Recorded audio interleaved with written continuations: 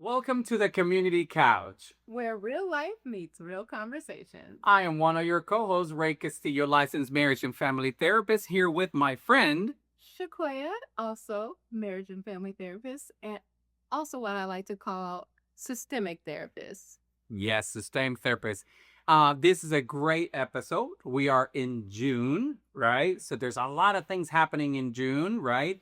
And we're gonna get to talk about that, right? But first, I really would like to say Happy Pride Month. Happy Pride Month! Yes, happy Pride Month to all my queers out there, my allies. We salute you and we welcome you to our channel. And today we have a very special topic. Yes, because let me ask you first. Okay. Ray, when was the last time you called a friend just to talk? Not because you had something to talk about, not something that you had to ask about, but just to talk. Yeah. So when we talk about calling, right? Like if it's on the phone or whatever, it's I can say that it's been a minute, right? Because I text a lot of people, right? I'm always texting, I'm always Yeah. keeping up with friends and whatever. 6 a.m. Yeah, that 6 yep. a.m. Yep. texter. I am a 6 a.m. texter, my coffee, you name it, I'm there. But calling really, it's I can say it's been a minute, really picking up the phone and calling a friend. Yeah. Are you serious? Because I call my friends just to talk every day. Yeah. Like Mm. just to talk. Yeah. Just to talk. Just to talk. Yeah. Like I don't have a to-do list for her. I don't have a meeting to request. I don't have anything. We're just chatting. Do you think that's because I'm a man and you're a woman? Well, I'm not saying that, but you are. Yes, absolutely. And this is what we're going to be discussing today, right? June 1st, all right, aside from Pride Month, is also the month for men's well-being and health, well-being, etc. So we're going to really devote this time to talk about men's health, right? Specifically men and loneliness. Yeah. Right? Because it's a big epidemic that we know about, but I don't think that we are talking about. Yeah, and when you ask that question of like, when was the last time you called a friend? I can tell you that statistically for men, many a times it could be weeks, it could be months, it could be maybe even never, right?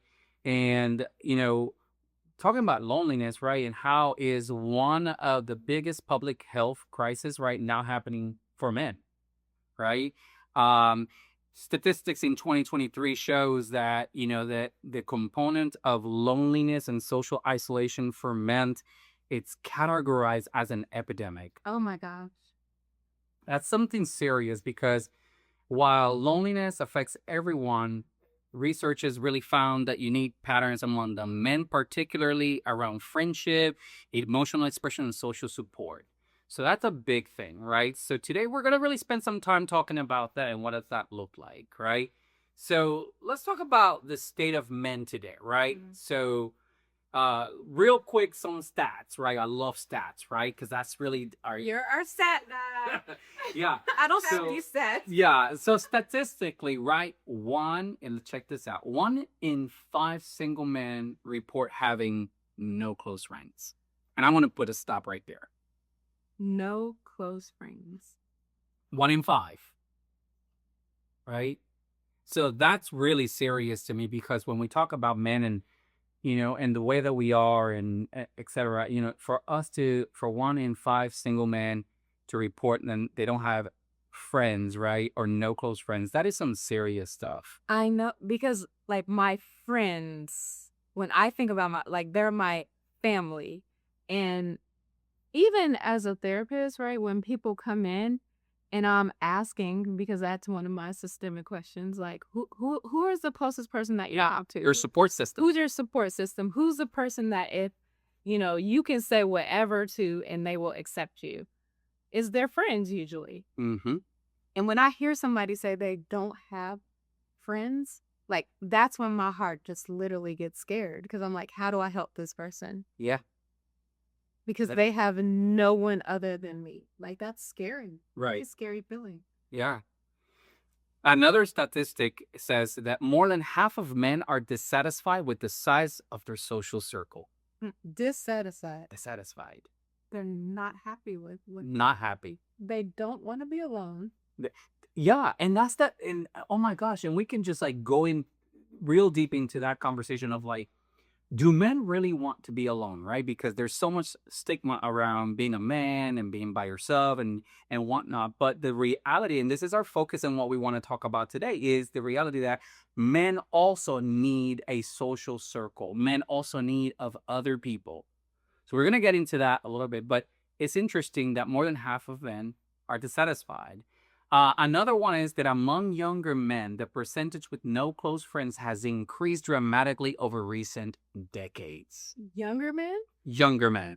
You know, I always think about my son. He's my pride and joy. I love him. He's the best kid ever. I don't know how I deserve him. But he is biased. Like I always say, he's sociable, but he's also, I worry about him being lonely. Yeah, we see that a lot. COVID kids, right?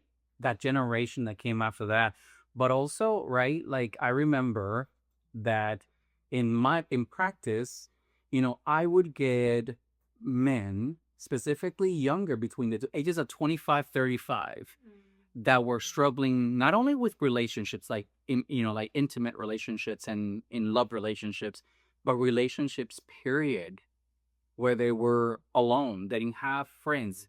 And there is a difference, I think, and you could give me your opinion on this, but there is a difference because a person can be surrounded by many individuals, right? You could be in a social setting where you're surrounded by people, right?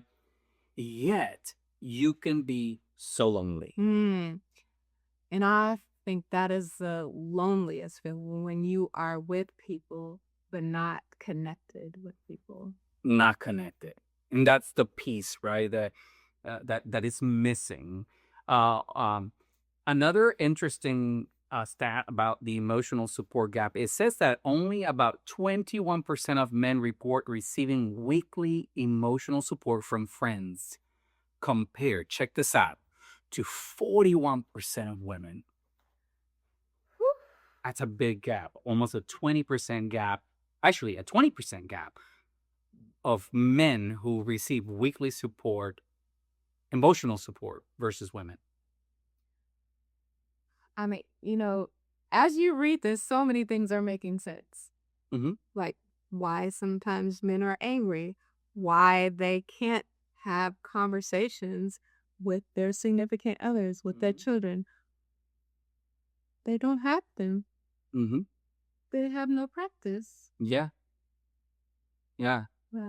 And then this is one of the ones that really struck me. Like, it hit me hard because, you and I both work in a field that we hear people's life stories, and we hear, sometimes we may have one, two, I don't know, however many people that come through our office talking about the feeling of suicide, right? I work with teens and adolescents currently, where most of the teens and adolescents that come into for treatment with us, is because of a related incident, attempting suicide ideation, etc. Right? But talking about men, it says nearly 80% of U.S. suicide deaths occur among men. And social isolation is recognized as a major risk factor. So you're talking about completion of suicide, like completion. We were talking about suicide completion, right? Successful death, right? Nearly 80% of them, it's men. And this is the thing that, I get a little bit, obviously, as a man myself, is like, we don't talk enough about this. And, and obviously in the mental health field, since my days of social work, there is a lot of emphasis and resources for women. And I'm not saying that we shouldn't have it. Most definitely, right? I think that that the women have fought hard enough to really get themselves to where they're at, to where there is resources. Although the government's cutting so many of them now, but that's beside the point. That's a different topic. But there are many resources out there for women. And also the permission for women Mhm. to seek out these resources, to be okay with receiving them. Yeah. But for men, like it's kind of said to be strong. And we'll talk about that, right? What Don't what even- is it about? Yes, But- don't even use the resource. So even Right. if we had them. If yeah, and if there is a resource, right? And if I use that resource, does that mean that I'm weak? Right? Am I weak? I hate that word Mm. because we know it's the opposite. Well, we know that, but many of the people that are out there, right, don't know, especially men, right? And there may not be a lot of resources, but there is some resources out there for men, right? So let's talk about what you were just saying, right? The friendship recession, right? Experts increasingly describe America as experiencing a friendship recession with men particularly affected. We talked about, you just mentioned the COVID era, right? The COVID, post-COVID, which basically isolated the whole entire world, right? And we're still experiencing the effects of COVID, right? But for men specifically, right? That friendship recession that is happening.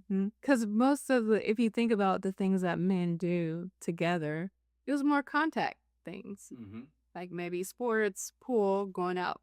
Yep. Like things that would take them actually doing something with someone. Right. But what was the last time that, a friend, right? A male friend went to another male friend and said, man, I'm struggling. I'm having a hard time, right?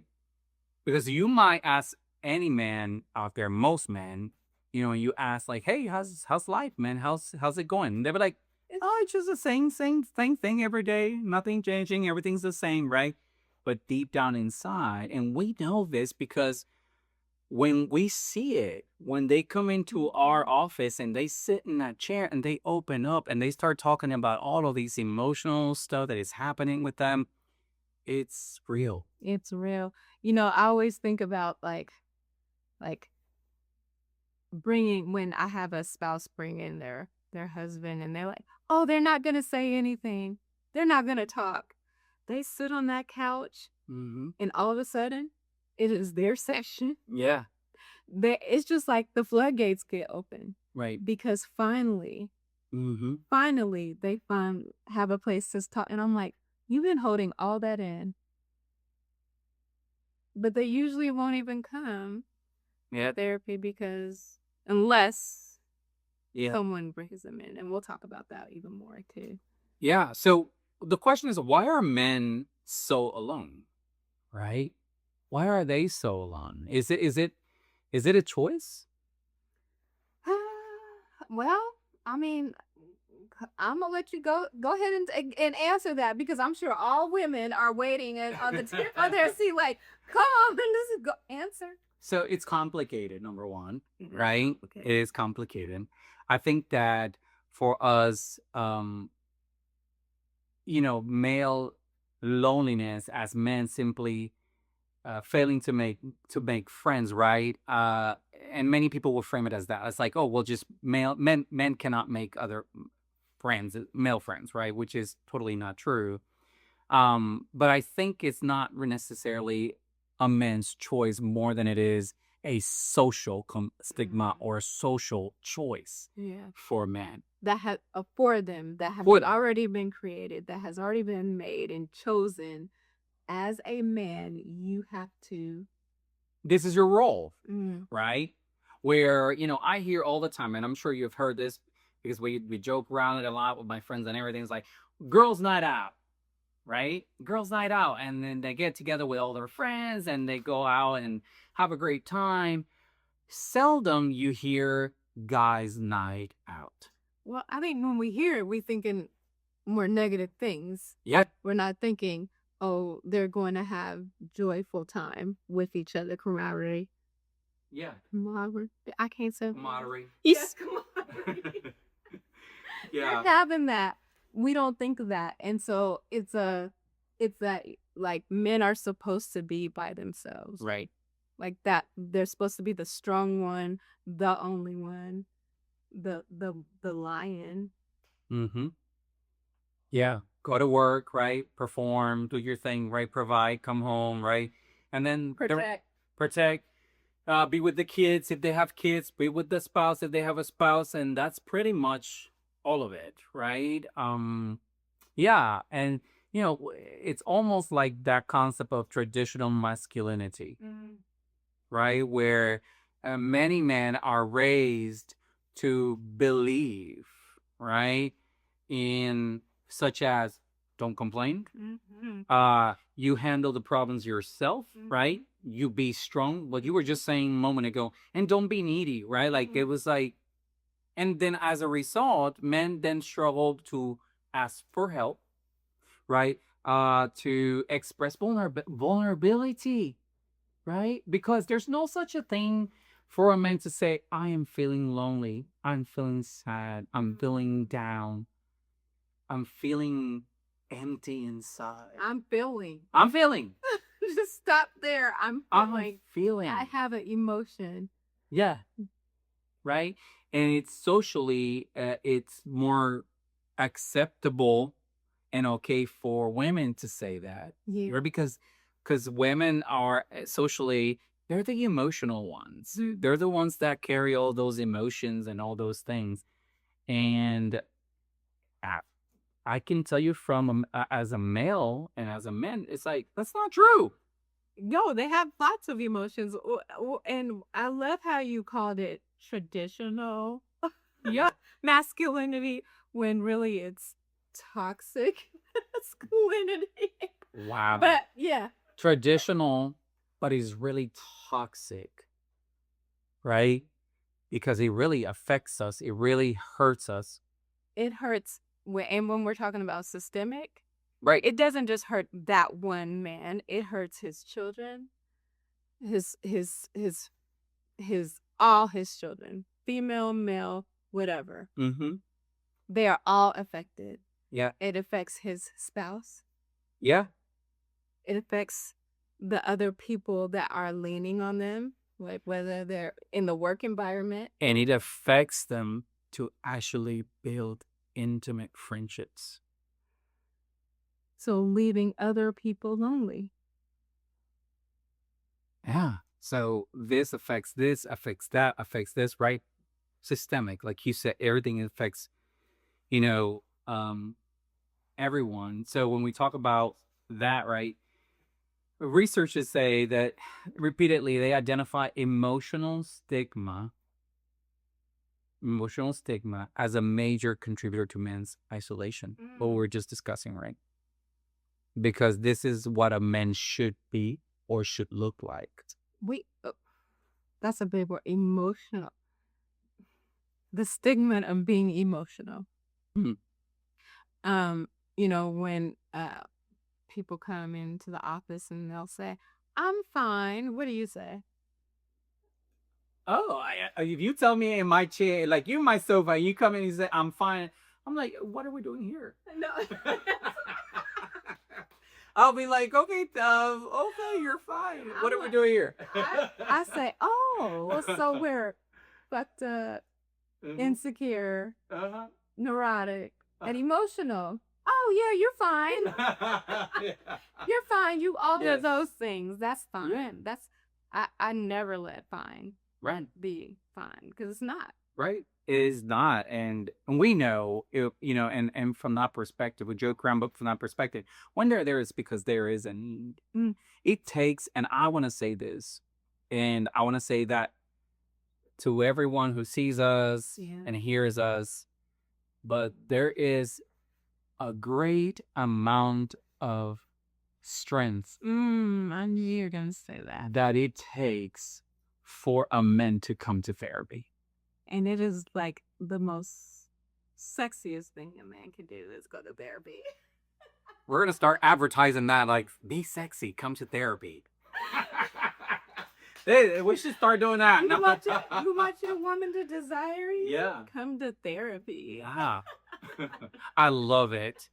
But it is, so for women, for wives, for partners out there, if your man, your husband, your partner is this decided or want and is receiving therapy or coming to therapy, what a wonderful thing, Yeah. because it takes a great deal amount of strength Mhm. to really, again, because we're talking about the social construct of the whole entire thing, right? From a child From what that is just drilled into them. what did we learn like when we were little, right? About therapy, right? That was for people that were like Crazy. crazy, right? So, and that's what we grew up. It wasn't until we decided to like really study psychology and become therapists that we understood that this is not about. First of all, crazy shouldn't be part of the language, but because if we're gonna really measure it, we all have A little bit of. a little bit of mental illnesses, right? But you know, again, when a man decides to step up and really come into the room and do that work, what a powerful thing it is for them to do that. So I want to recognize that, right?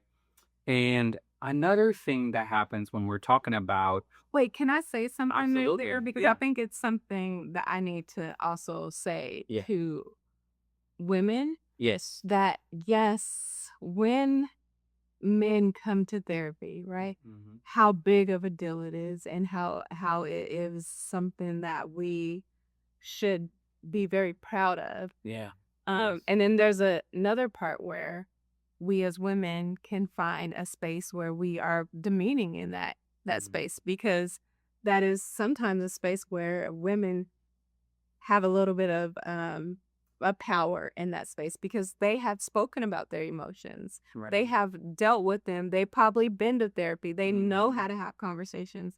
And so instead, I see a lot of men feeling very emasculated, I think that's the word, Mhm. when they are in therapy, unfortunately, because they feel like, oh, if I'm saying this and now I'm not doing it correctly.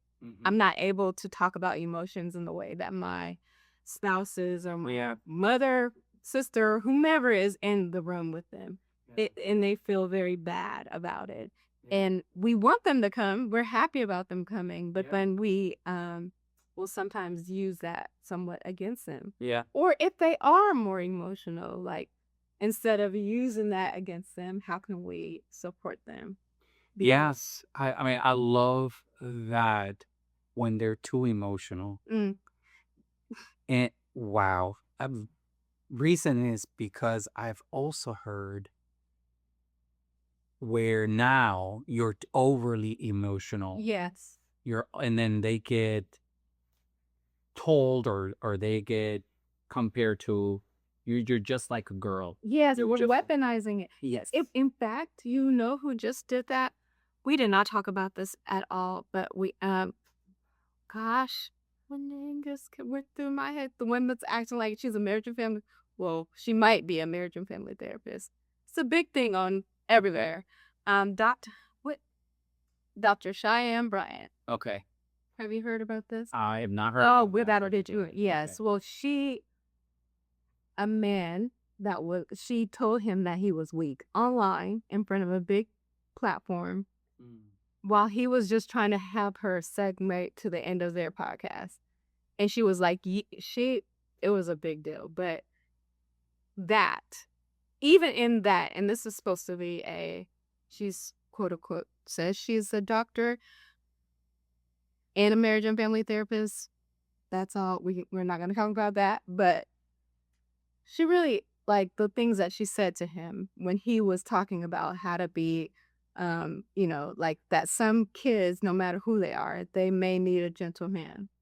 And she really went in on him about that he was weak and he was not a man and he was all these things. It was really degrading on his podcast, and it was hurtful for me to hear, but it made me really think about like how many times like we want our men to be that way. We want them to understand emotions. We want them to express them, but then we weaponize them. Yeah. And so, yeah, I just really want to say to my women out here, like, how do we support our men, even in this fight, even just talking about it, recognizing it. That's why I'm really happy that we're talking about this too. Mm-hmm. The fact is, right, and I'll say it right now, right, that men do have emotions. Yes. We have emotions. You know, whether we talk about them or don't talk about them doesn't make it to that we don't have any emotions. We feel, we hurt, we have the same emotions. We're sad. You know what amazes me sometimes is when, you know, because we do this when we're working with teens, right? We have the little wheel of emotions, right? And when we're working with teenagers, we put it out there. It's like, show me what emotions you're feeling right now, right? And what is amazing sometimes is that I've had to use the same wheel when I'm working with a male Mm-hmm. because it is so difficult at times for them to really point what emotion they're feeling because it's not okay, Yes. right? And they don't have the language. And they don't have the language, right? So it's really, really interesting. But you know, another thing that happens often, right, for men particularly, is that they depend on their romantic partners, right? So For you know, friendship. for friendship, Yeah. For everything. yeah, for everything, right? And whereas to women typically maintain those emotional support networks, right? The girls, you know, they have the what do they call those? The book where they make the books and the club, book club. The book club. Book. They have book club. They have coffee meets. They have if you have children of the same age, they go to the park together. So women have been amazing at building these social networks outside, right? Whereas to men, again, don't have that, right? Well, you weren't socialized. We were socialized to have those at a very young age. Right. I remember being taught, this is what I'm going to have to cook, and this is what I'm going to get ready for my girls to come over and have a slumber party. Yes. Famous slumber parties, right? My parents never let us do that, but you have a slumber party or a sleepover? A sleepover? Like, no, that's not gonna. But then again, we were like 8 kids. Like, I mean, we're like at least 5. So we had our own slumber party every night. So we didn't need the kids from the neighborhood. We had enough. Yeah, but you know, when we talk about and we could do so much digging into like the healthy version of a male across the lifespan, like how we the dependency on their spouse or partner, but then also the unhealthiness of it, right? Because when we talk about men, they rely on primarily on their spouse, girlfriend, or one best friend, right? Then what happens is the problem with that is that when that ends up in a divorce, right? And you and I have had, you know, male come to therapy for individual counseling because they are ending a marriage or a relationship. And what happens is that they find themselves like, I don't have anyone. And everybody has flocked usually towards the female partner. Right? Those breakups, those widowhoods, I mean, that's a whole different thing. But the entire support system, the entire people that they had, right? And it's gone. Right? And who has taught men how to nurture friendships? Like how to be a How do we do that? Who taught you guys how to be a good friend? Like, does that exist? Listen, I'm gonna tell you something, man. This is a joke, but I'm gonna put it out there, right? I'm gonna put it out there because this is the thing, right? And I'm not speaking for every gay man out there, right? You didn't know I was gay. I'm gay. Happy Pride. But specifically as a gay man, right? We tend to be more emotional for some reason. People put us out there like, and I love the stigma around gay people wanting to be girls or women. And that's not there's such a difference between the communities within the LGBT, which need to be respected. But you know, oftentimes, you know, I have had this thing, you know, I'm very emotional. I guess that comes from naturally within me. I grew up with, 3 sisters and my older brother, and then I had other siblings after that. So maybe I'm more attuned emotionally, or I was always more attuned emotionally, not to mention obviously my training and everything that we've had. But I have seen the struggle when I meet a straight male and the connection, because I tend to be more emotionally involved. I tend to want to be around more. Let's do this together. And then there's that wall, right? Whereas with my gay male friends, we can connect at that level, right? We can just like, we love on each other. And let me tell you, can I say this? Please. Okay. Straight man, just because I hug you and I kiss you does not mean I want you in a indecent manner. Please say it. Please wait, hold on. Please say that again.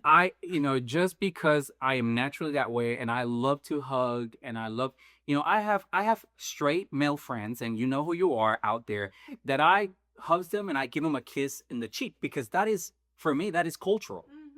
My kids kiss me. I kiss my dad, my uncles, my niece, my nephews, my niece. That's just us. And if I do that, or I even, I won't kiss you in the cheek, but at least I give you a hug, that does not mean that I am wanting something different. Right. I'm just putting that out. Please. I don't know why No, I like that you did. I remember I don't know if I should tell this story to my husband. And if we need to take it out, just take it out. But tell my husband, just because I'm gay don't mean I want you, boo. Like, Yes. like it was the best. It was the best. And I see I broke everything down. Because he was like, oh. I was like, yeah, you don't want you. Well, it's true. I mean, it's the emotional connection piece, right? We are. And that they are also needing. Right. Like, they need But if that. we They did need that, a hug. They but need that. but if they allow that, then how is that going to be perceived out there? Right? And this is where we're talking about systemic change and how we need to change the narrative and say, like, no, I just needed a hug from my friend. Yeah. Well, you know what? I love that part right there, because you're actually talking about the system, the contribution of the system, right? Which we're going to talk about it, right? This isn't just an individual problem. Mm-mm. And I love, because you're all very systemic oriented. You're like, this is a systemic issue. This is all right. But just talking about that, when we got to break through those barriers of emotions, right? We as a collective society, men particularly, need to really stand up to that level of, hey, I'm a human being too. I'm sorry if I'm making you repeat things twice, but say that part again. I am a human being too. That deserves what? Deserves emotional connection, to be respected, to be acknowledged, validated, right? I mean, we could go down that road for some, but the truth of the matter is that as a community, right, historically, right, where do men connect? Let's just be honest and real. Where do the men connect? Well, church, right? The brotherhood in church, right? College, right? Oh, those what did they call, fraternal organization? Yes. The frat boys. Yes. Sports. That is, baseball, football, whatever. Yeah, hey, those are the places that most men join in together, right? Well, those are the connective or connections where they make. But that is not an emotional space. No. I mean, it is emotional because emotions get high, but it's not a connecting emotional. Right. And most times it gets like really, really like out of hand, like, because one team is running for this one anyway. Local clubs, right? So, and what happens with a lot of these, right, is that we have seen a decline in these spaces, especially with COVID. Yeah. Again. And the times changing, and people, losing, belief systems, and just change, period, right? It's not happening. And then talk about and add on the digital connection to it, right? Where now the social media takes over and creates this illusion of a community. And I've heard people say, I got hundreds of friends. Oh, really? So you're not a, no, I know a lot of people. Well, what do you do with these people? Oh, we talk and chat. Well, I'm sorry to say, but that's not friendship. No. And you definitely, it's very hard to feel connected, but have a real connection. One other thing I don't think we talked about was like also work. Mm-hmm. Like work and like the longer commutes, Mm-hmm. the remote work. Yeah. So even that is gone Mhm. away from what they have in terms of when they see each other, when men can get together. Yeah. Not even working. Like we're working mainly remotely now. Mm-hmm. Yeah. The problem is, right, that when you add that to these social platforms and whatever, and the reality is that when life falls apart, no one knows. No one knows. Right? It's impressive to going back to what we talked in the beginning. When you ask somebody who's your social support system, that they say, I don't really have anybody to talk to. And you're like, No one knows. no one knows. No one knows. Yeah. I wanna to, because this is June and it's Pride Month, um, I when we were talking about the discussion and what we wanted to talk about, there is specifically to the Pride celebration and the LGBT plus community that there is, when we talk about men in general and everything, but there is a community specifically that is often forgotten. And that is there's is an actual crisis, which is, they call it the hidden crisis of gay elderly men. Yeah, when you talked about this, it really it sat on my heart for a while. It's Yeah. still sitting on my heart thinking about it. Oftentimes, this is, and this is where I will make emphasis, and I'll talk systemically, right? The power of systemic work. And we as a members of the queer community, including the allies, because under the queer umbrella, allies are part of that. We need to do a better job at uniting every community rather than secluding and pushing away communities such as the gay elderly community. And it is very sad to know that, this is happening today and that this population is really affected by loneliness. I've had clients that are in their late, early 70s, mid 70s, who are struggling because they are alone. And that could be because their partner has passed, or because they have been divorced and then they never could get back into another relationship, whatever that may be, right? This community is being really affected today. And I wanted to bring awareness to that because, and the purposes and the reasons why. And we got to remember that this people that are in their like early 70s, mid 70s, or even later, they grew up in the era where homosexuality was criminalized. Yes. And I want to say this, and I just got to say this. And, I love to see the younger generation, like their, kids in school, in college. I love to see their queerness. I love to see them living, their life out, their best life, right? I love to see in a high school them like with the hands, holding hands and kissing air. I love to see all of that because you know why I love to see it? Because in my time, we couldn't do that. In these people's time, they couldn't even talk about it. At least in my time, there was some clubs, there was some places where you could meet people. Still hidden. But there were. When this community or this population was growing up, that was even, it wasn't much available. What generation are we like?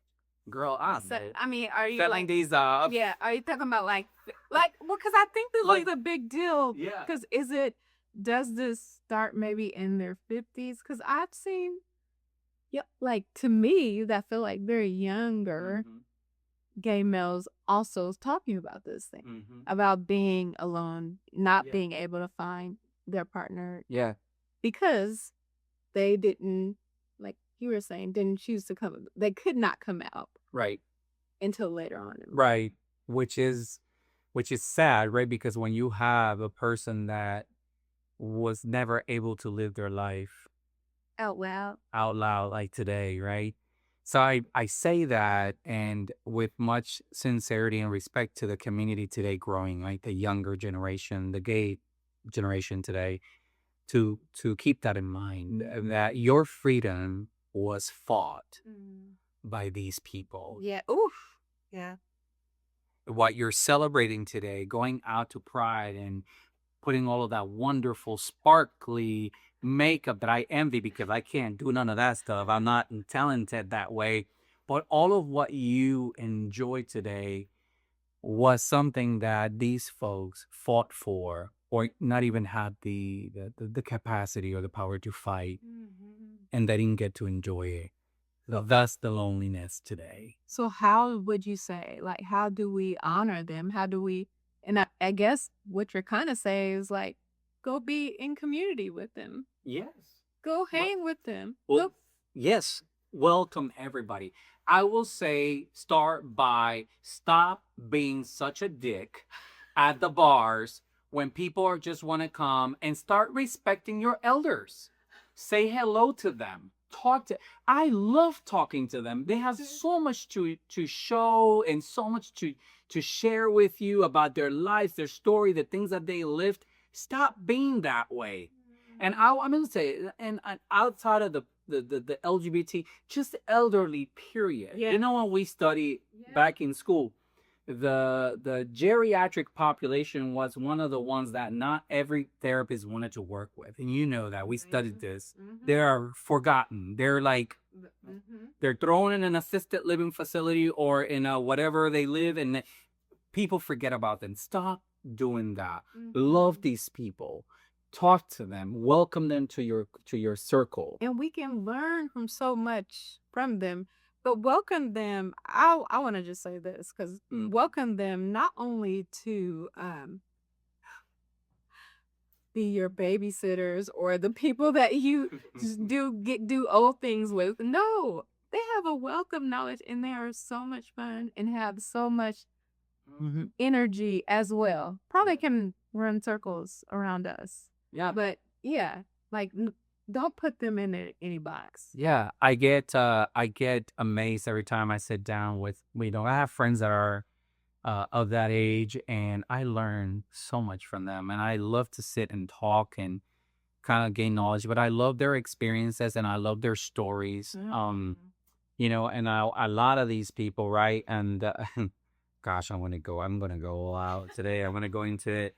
But you know, like today, like, you know, it's for us today, you know, in our community, you know, we can go all out and have a great time. There's pills for everything, right? There's pills to keep you from acquiring HIV or even an STI. That, you know, science has done an amazing job at providing all this and that's not just for gay people, it's for straight people as well.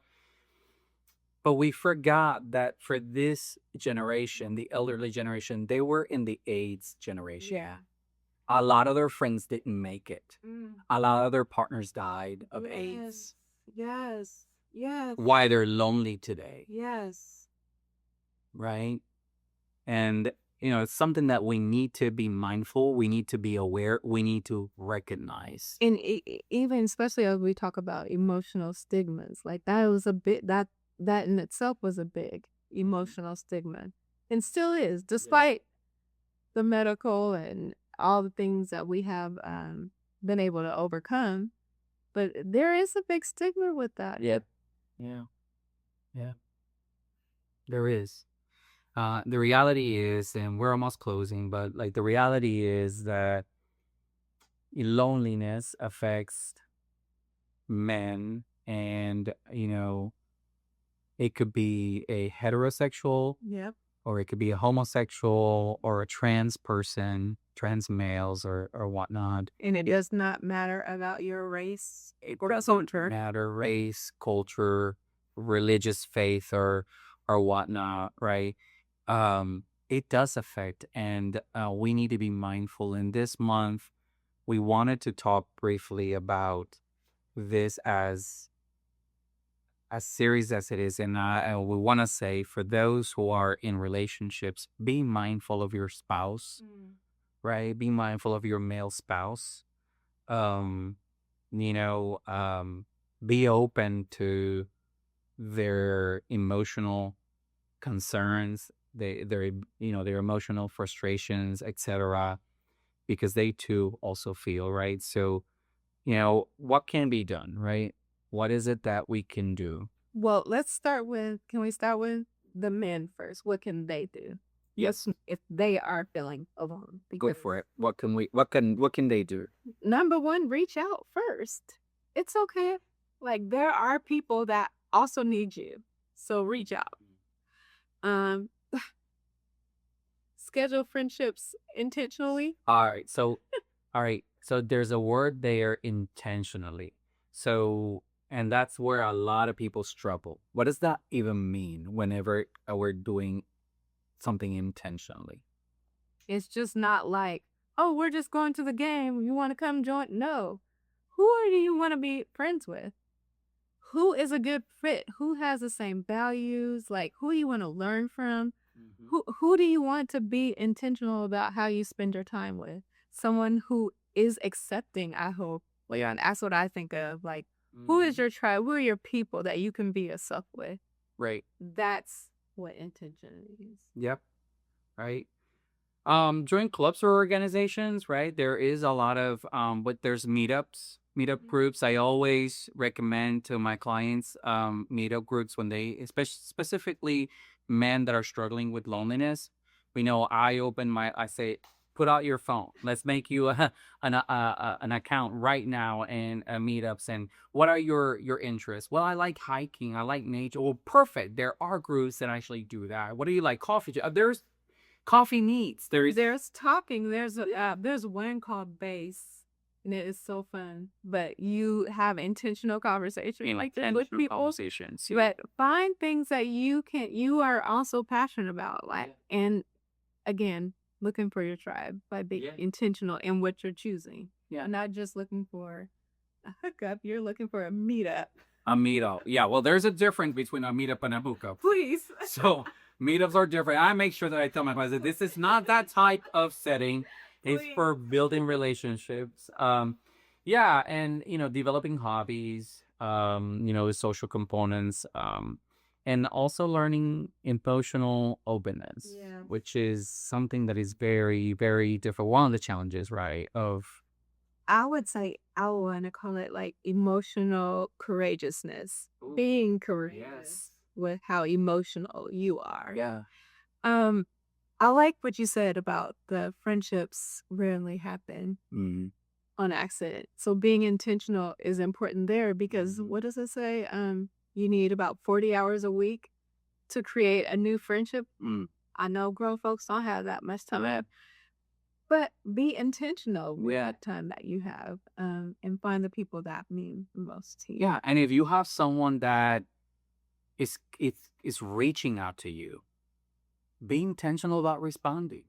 Oh gosh, I just felt called out.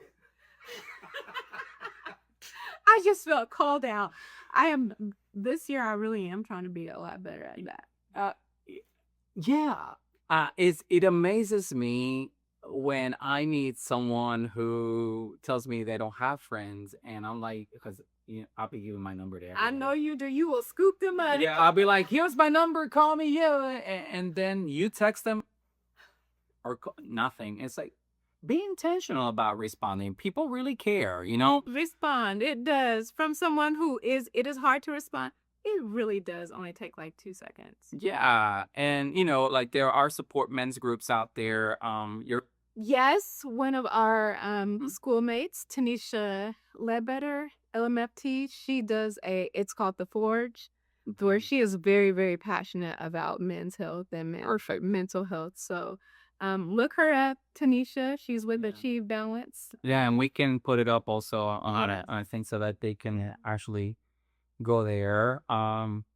Yeah, expand on mentorship programs, right?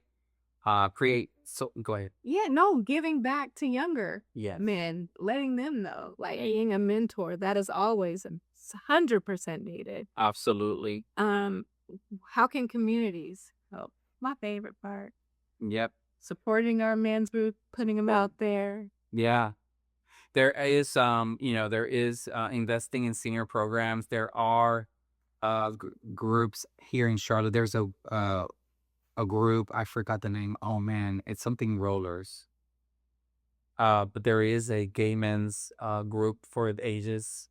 That way that you can look it up. That exist, right? And I'm sure that there's other programs as well for seniors or men in general, right? Like out there. Uh, but yeah, building community, right? Like, it is all about building community, plugging yourself in with, the community and other things, getting out there. Um, you know, s we need to normalize statements like, with men, like, I'm struggling, I need support.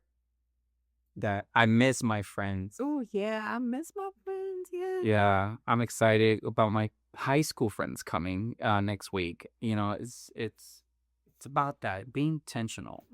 Mhm. Those are not sign of weakness when you can say something like I miss my friends, right? Like I graduated 31 years ago from high school and I still kept in touch with at least four of them, right? Um they're just being human. Mhm. You're just being human, right? Yeah, and the final thought today, right? The loneliness epidemic among men is not simply about being single, it is about connection, right? Mhm. And connection does not just mean like connection in how much money you make. All those things does not mean only connection. You Yeah. need deeper connection. It's not what your job title is. It's not how hard you work for anyone, yourself, or anything. It's about how do I let someone see me, Yeah. and how do I see someone Yes. as a man. Right.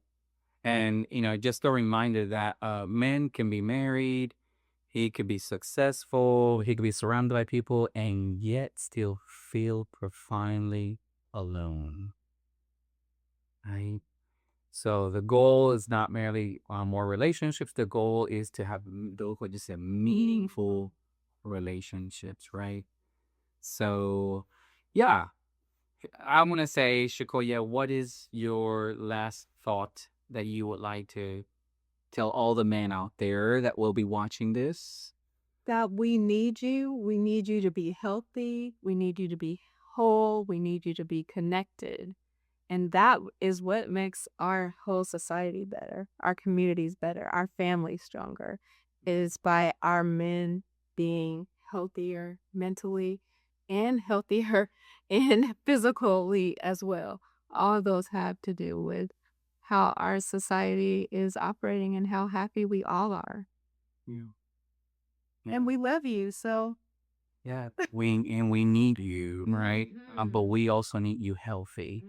And I'll say that if you are struggling with loneliness, if you're struggling with depression, anxiety, or anything like that, you don't need to be alone. Mm. You don't need to carry that burden by yourself. Even if you are married, even if you have your parents, your support system or whatever, because I know that you can have all that, but yet, like we just said, still feel alone and lonely. But if you're feeling that way, right, and you need help, reach out, right? You can call us, you can shoot us a message or an email. We'll be glad to help you find a place where you can start doing that work, right? Because you don't need to be alone and feel lonely anymore. And there are therapists that look like you and that are there and ready to help. So reach out. That's right. Well, thank you for being with us one more time here at the Community Catch. It was a pleasure having you, and we look to see you. In the very near future. Happy Pride.